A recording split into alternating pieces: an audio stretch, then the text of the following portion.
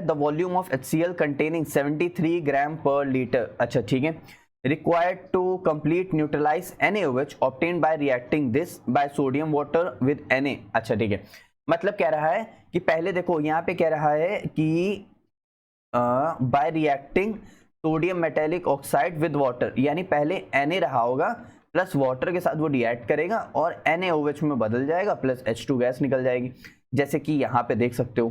ठीक है, अच्छा यहां से इसको बैलेंस कर लो तो इतना इतना इतना। अब यहां से तुमको एक चीज का ध्यान आया, अगर हम लोग को सोडियम मेटल का अगर मास दिया हुआ है 0.69 और उसका मॉलिक्यूलर मास हम लोग को 23 पता है, तो क्या मोल्स आ जाएंगे? आ गए भाई मोल्स। ठीक है, तो 0.3 मोल्स आए हैं सोडियम के, 0.03 मोल्स आए।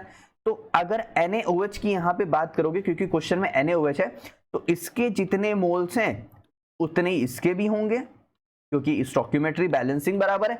एक मोल इसका है तो एक मोल इसका, 0.03 मोल इसका तो 0.03 मोल इसका। इतनी बात क्लियर? अच्छा, अब इसके मोल्स आ गए हैं, यहाँ पे ध्यान दो।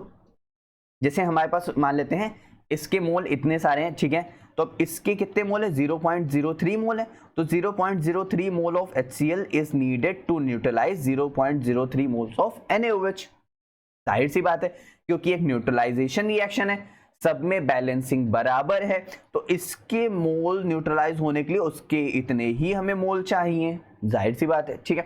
तो यानी अगर हम लोग HCl का निकालेंगे तो HCl का देखो उसने हमको ग्राम पर लीटर के फॉर्म में दे रखा हुआ है, ग्राम पर लीटर यानी वॉल्यूम के उसके फॉर्म में दे रखा हुआ है। ठीक है, तो यानी क्योंकि सॉल्यूशन की भी बात कर रहा है, तो यहाँ पे 73 हो गया और नीचे उसका मॉलिक्यूलर मास रख दिया, तो 2 मोल पर लीटर आ गया हमारे पास मोलैरिटी। अब समझ आ रहा है पक्का?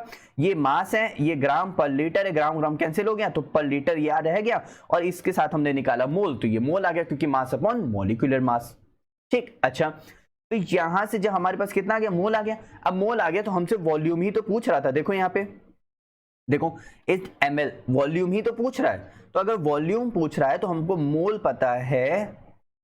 ठीक, ऊपर वाला 0.03 मोल, क्योंकि इतने ही HCl के भी होंगे न्यूट्रलाइज करने के लिए, और हमको इसकी मोलैरिटी आ गई, तो हम लोग ने वॉल्यूम को अलग कर लिया, number of moles upon volume of solution litre, इसको इधर भेजा इसको इधर भेजा, तो volume is equal to number of moles into molarity, तो हमारे पास इतना लीटर आ गया। लीटर में हमारे पास आंसर आया, हमसे मिलीलीटर में कह रहा था, तो हमने इसको क्या कर दिया? हमने 1000 से मल्टीप्लाई कर दिया, तो यहाँ से हमारे पास पॉइंट हमने नीचे भेज दिया, तो ये 0 से 0 सब कुछ मर गया, तो हमारे पास 15 लीटर आ गया। ठीक, सभी को अच्छे समझ आया? ml में कह रहा था क्योंकि हमारे पास आंसर मोलैरिटी हम लोग किस में रखते हैं? लीटर में रखते हैं, इसलिए। क्लियर? सबको अच्छे समझ आया? तो हमारे पास आंसर कितना हो जाएगा? आंसर हमारे पास हो जाएगा 15 ml। क्लियर? देखो यहाँ पे इन्होंने हमें सबके मॉलिक्यूलर मास भी दे रखे हुए थे, खैर हमें उससे कोई मतलब नहीं, हमको तो याद है ना, हम लोग तो एक्सपर्ट हैं। तो यहाँ पे हमारे पास कितना आ गया? 15 ml आंसर आ गया। क्लियर?